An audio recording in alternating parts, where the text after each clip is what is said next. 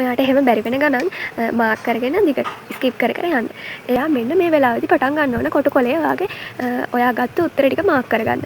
කියන්නේ ඒ එකක් දාගන්න ගොඩාක් අමාරු විෂයක් නෙමෙයි. තියරි පාර්ට්ස් වලින් අහන ප්‍රශ්න ටික කියන්නේ IT පාඩම් වලින් අහන ප්‍රශ්න ටික, කෙමිස්ට්‍රි තියරි ටිකෙන් අහන ප්‍රශ්න ටික, බයෝ ටිකෙන් අහන ප්‍රශ්න ටික ඒ ටික ඔයාලට ගෙදරින් අරන් යන්න පුළුවන් ලකුණු. මොකද තියරි ටික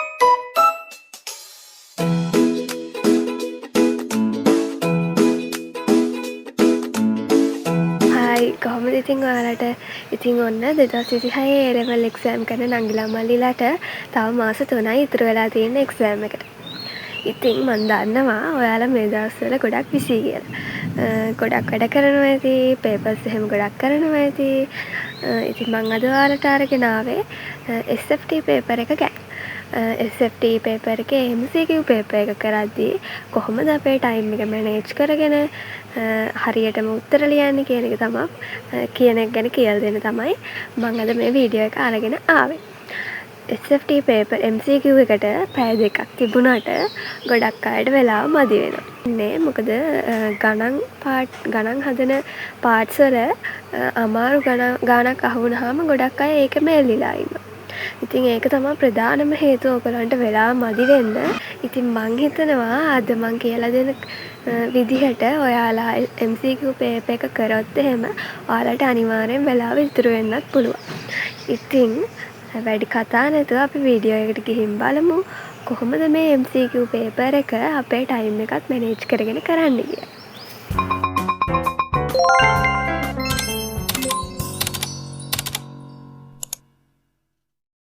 හරි. A level exam එක කියන්නේ අපේ දැනුම විතරක් මනින එක්සෑම් එකක් නෙමෙයි. අපිට කොච්චර දැනුම තිබ්බත් අපිට ඒගොල්ලෝ දෙන නියමිත වෙලාව ඇතුළත ඒ ප්‍රශ්න පත්‍රය කරගැනීමේ හැකියාවක් අපිට තියෙන්න ඕන. ඒගොල්ලෝ අපෙන් බලාපොරොත්තු වෙන්නේ අපේ දැනුම වගේම අපේ ටයිම් මැනේජ්මන්ට් හැකියාවත් ඒගොල්ලෝ මනිනවා. කොච්චර දැනුම තියෙන ළමෙක් වුණත් හරියට ඒ වෙලාව ඇතුළත ඒ පේපර් එකට උත්තරය ලියා ගන්න බැරි වුණොත් එහෙම ඒ ළමයාගේ රිසල්ට් එකට ඒක ගොඩක් බලපානවා. ඉතින් SFT වල MCQ paper එක ඔයා කරද්දී මුලින්ම කරන්න ඕන ඔයා බයෝ පාර්ට්ස් ටික බයෝ පාඩමෙන් එන ප්‍රශ්න ටික තියෙනවානේ ප්‍රශ්න 10ක් එනවා බයෝ පාඩමේ. ඒ ප්‍රශ්න 10 කරන්න මුලින්ම. ඒ ප්‍රශ්න 10යි ඊට පස්සේ කෙමිස්ට්‍රි වල තියරි පාර්ට්ස් වලින් ප්‍රශ්න අහන්න. ඒ ප්‍රශ්න ටික. ICT පාඩම් ටිකෙන් ප්‍රශ්න අහනවා. ඒ වගේ එතකොට ඒ තියරි වලින් අහලා තියෙන ප්‍රශ්නවල ඔයාලට ලකුවට හිතන්න දේවල් නැහැ. තියරි ටික ඔයාට හොඳටම මතක නම් ඔයාට තියෙන්නේ ප්‍රශ්න කියවලා හරියට උත්තරේ මාක් කරන්න විතරයි.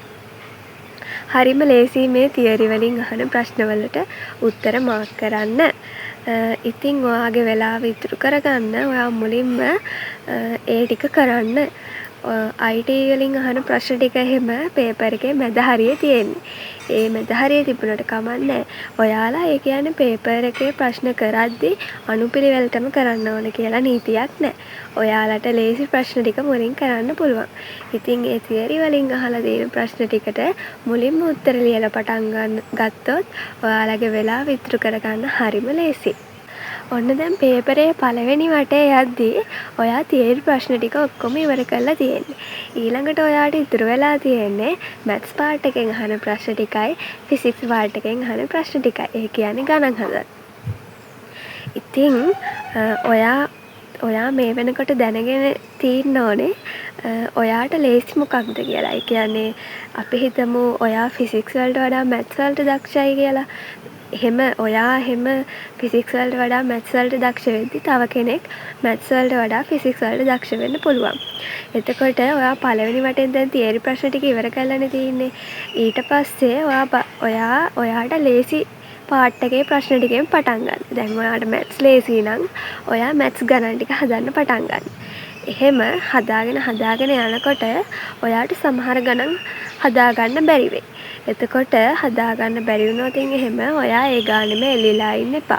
මොකද ඒකෙන් වෙන්නේ ඔයා ඒ ගානට ගොඩක් කාලය වැය කරාම ඔයාට අර හදාගන්න පුළුවන් වෙලා තියෙන ලේසි ප්‍රශ්න හදාගන්න සමහර විට වෙලාව මදි වෙන්න පුළුවන්. ඒ නිසා ඔයා කරන්න ඕන ඔයාට අමාරු ගාණක් හම්බුනොත් එහෙම ඒක මාක් කරගන්න. කියන්නේ ප්‍රශ්නයක් රවුම් කරලා හරි කතිරයක් දාලා හරි ඒ වගේ ඔයාට පහසු විදියට හඳුන ගන්න පහසු විදියට මාක් එකක් දාලා ඒක ස්කිප් කරලා ඊළඟ ප්‍රශ්නෙට යන්න. එහෙම දැන් අපි හිතමු ඔයා මැත්ස් පාර්ට් එකේ ගණන් ටික හදලා ඉවර කරා. ඊට පස්සේ ඔයා යන්න ෆිසික්ස් පාර්ට් එකට. මම මේ උදාහරණයක් විදිහට අරන් කියන්නේ මැත්ස් පාර්ට් එකම කරන්න ඕන කියලා නීතියක් නැහැ. ඔයාට ෆිසික්ස් ලේසි නම් ෆිසික්ස් ටිකෙන් පටන් ගන්න. ඉතින් ඔයාට එහෙම බැරි වෙන ගණන් මාක් කරගෙන දිගට ස්කිප් කර කර යන්න. ඊට පස්සේ ඔයා මේ පේපරේ යන්නේ දෙවෙනි වටේනේ. දෙවෙනි වටේ යද්දී ඔයා එතකොට තියරි ප්‍රශ්න ටිකත් ඉවරයි. ඊළඟට ඔයාට පුළුවන් ගණන් සහ ෆිසික්ස් ප්‍රශ්න ටිකකුත් ඉවරයි. හැබැයි ඔයාට හදාගන්න බැරිව මගහැරිච්ච ප්‍රශ්න ටිකකුත් තියෙනවා. ඒ වුණාට කමක් නැහැ. ඔයා මෙන්න මේ වෙලාවේදී පටන් ගන්න ඕන කොටු කොලේ ඔයාගේ ඔයා ගත්ත උත්තර ටික මාක් කරගන්න. කොටු කොලේ අරගෙන ඔයා පටන් ගන්න. ඒ කියන්නේ දැන් ඔයාට ෂුවර්ම ප්‍රශ්න තියෙනවනේ. ඒ ටික මාක් කරගන්න කොටු කොලේ. නැත්තම් ඔයා ඔක්කොම ගණන් හදලා ප්‍රශ්න ඔක්කොටම උත්තර හොයාගෙන කොටු කොලේ අන්තිම මොහොතේ මාක් කරන්න ගියොත් එහෙම ඔයාට එතනත් ලොකු ප්‍රශ්නයක් එන්න පුළුවන් වෙලාව මදි වෙලා. ඉතින් ඔයාට ෂුවර් ටික කොටු කොලේ දැනට මාක් කරගන්න. හරි. දැන් ඔයාට ෂුවර් ප්‍රශ්න ටික කොටු කොලේ මාක් කරගෙනත් ඉවරයි. දැන් ඔයාට ඉතුරු වෙලා තියෙන්නේ අර ඔයාට හදන්න බැරුව ඉතුරු වෙච්ච ගණන් ටික. ඊට පස්සේ ඔයා දැන් තුන්වෙනි වටේත් යන්න ගිහිල්ලා ඒ ගණන් ටික හදන්න try කරන්න. ඒ අතරෙම ඔයාගේ අර බයෝ ප්‍රශ්න ටික අමතක වෙච්ච බැරි වෙච්ච ඒවා තිබුණොත් ඒ ටික ඉක්මනින් කම්ප්ලීට් කරගන්න. මොකද ඔයාට අර මුලදී අමතක වෙලා තිබ්බ සමහර තියරි කරුණු මේ වෙද්දි මතක් වෙලා තියෙන්න පුළුවන්. ඉතින් ඔයා කරන්න ඕන ඉක්මනින් ඒ ටික කම්ප්ලීට් කරගෙන අර බැරි වෙච්ච ගණන් ටික හදන එක. ඉතින් කොහොම හරි try කරන්න ඕනේ ගණන් ටික හදන්න. හදිස්සිය අපි කියමු ඔයාට හදාගන්න බැරි ගණන් ටිකක් තිබුණා කියලා. එතකොට ඔයා කවදාවත් MCQ පේපර් එකක ගාණක් හදාගන්න බැරි වුණා, ඔයා උත්තරේ දන්නේ නැහැ කියලා හිස්තැන්නන් තියන්න එපා. ඒක හරිම අපරාධයක්. ඔයා කනාවට හරි උත්තරයක් ගහලා තියන්න. මොකද ඔයා එහෙම කනාවට ගහන උත්තරේ හරියන්න 5න් එකක සම්භාවිතාවක් තියෙනවා. මොකද උත්තර 5ක් තියෙනවනේ. උත්තර 5න් එකක් අනිවාර්යෙන් ගැහුවා කියන්නේ ඔයාගේ උත්තරේ හරියන්න 5න් එකක සම්භාවිතාවක් තියෙනවා. ඔයා උත්තරයක් මාක් නොකර හිටියොත් එහෙම ඔයාට කොහොමවත් ලකුණු බිඳුවයි. ලකුණු හම්බෙන්නේ නැහැ. ඉතින් කවදාවත් මේ මෝඩ වැඩේ නම් කරන්න එපා. MCQ පේපරේ හිස්තැන් තියන්න නම් එපා. කනාවට හරි එකක් ගහලා තියන්න. ඉතින් මම කියපු විදිහට ඔයා පේපරේ කරද්දී පේපරේ සාමාන්‍යයෙන් වට 4ක් විතර යනවා. මම කියපු විදිහට කරොත් එහෙම. එතකොට ඔයාට අඩුපාඩුත් අහුවෙන්න තියෙන ඉඩකඩ වැඩි. ඒ වගේම අපි දැන් හිතමු ඔයාට වෙලාව ඉතුරු වුණා කියලා විනාඩි 5ක් විනාඩි 2-3ක් හරි කමක් නෑ ඉතුරු වුණා කියලා. ඒ ඉතුරු වෙච්ච වෙලාවේ ඩෙස්ක් එක උඩ නිදාගෙන නම් ඉන්න එපා. මොකද ඔයාලට කලබලයට ඔය ලේසිම තියරි ප්‍රශ්නෙම වැරදිලා තියෙන්න පුළුවන්. සමහර වෙලාවට තියරි ප්‍රශ්නවල ඔයාලට ගොඩක් වරදින්නේ ඔය වන්නේ නොවන්නේ සාවද්‍ය නිරවද්‍ය ඒ වගේ දේවල් අහන ඒවා ඔයාලා හරියට ප්‍රශ්නේ අවධානයෙන් කියවෙන්නේ නැතත් එහෙම ඔයාලට වරදින්න තියෙන ඉඩකඩ වැඩි. එතකොට ඒ නිසා ඔයගොල්ලෝ ඒ කලබලයට ඒ වගේ වරද්දගත්ත ලේසි දේවල් ආයේ අර ඉතුරු වෙච්ච වෙලාවේ අඩුපාඩු බලද්දි සමහර විට ඔයාලට අහුවෙන්න පුළුවන්. ඒ නිසා වෙලාව ඉතුරු වුණොත් එහෙම ඩෙස්ක් එක උඩ නිදාගන්නේ නැතුව එහෙම මෙහෙ වටපිට බල බල ඉන්නේ නැතුව ආයෙමත් මේ පේපර් එකේ වටයක් ගිහින් බලන්න. ඔයා කරපු ප්‍රශ්න ටික ඔක්කොම හරිද? වැරදිලා තියෙනවද? ඒ දේවල් ඔයාලට කියලා දුන්න විදිහට ඔයාලා එක පේපර් එකක් කරලා බලන්න try කරන්නකෝ. මේ විදිහ මං හිතනවා ඔයාලට හරියයි කියලා. ඉතින් ඒ විදිහට කරලා බලන්න ඔයාලගේ ලකුණු සමහර විට වැඩි වෙයි. ඔයාලගේ ටයිම් එක ඉතුරු වෙයි. මං හිතනවා ඔයාලට මේක ගොඩක් වැදගත් වෙයි කියලා. ඉතින් පේපර් එකක් කරද්දී මං ආයෙත් මතක් කරන්නේ ඔයාලට ප්‍රශ්න අංක අනුපිළිවෙලටම කරන්න ඕනේ නැහැ. මොකද ඒගොල්ලෝ ඔයාලට ලකුණු දෙන්නේ පේපරේ කරන අනුපිළිවෙලට නෙමේ ඔයාලගේ හරි උත්තර ගානට. ඉතින් ඒක හොඳට මතක තියාගන්න. ඒ වගේම SFT කියන්නේ එකක් දාගන්න ගොඩාක් අමාරු විෂයක් නෙමෙයි.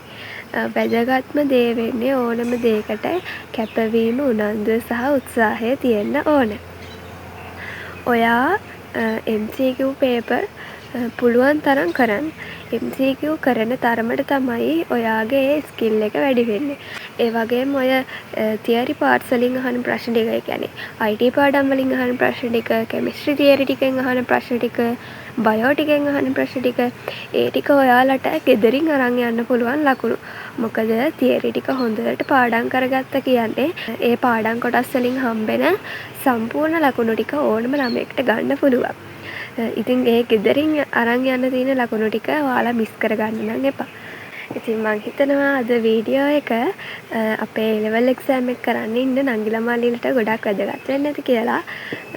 ඉතින් මේක ඔයාලට වැදගත් වුණා නම් ඔයාලගේ යාළුවොත් එක්ක ෂෙයා කරගෙන මේ වීඩියෝ එකට ලයික් එකක් කමෙන්ට් එකක් දාන්න අමතක කරන්න එපා. ඒ වගේම ටෙක් සබ්ජෙක්ට් එක සම්බන්ධව තව වැදගත් දේවල් ගොඩක් ඉස්සරහට දැනගන්න මගේ channel එක subscribe කරලා තියාගන්න.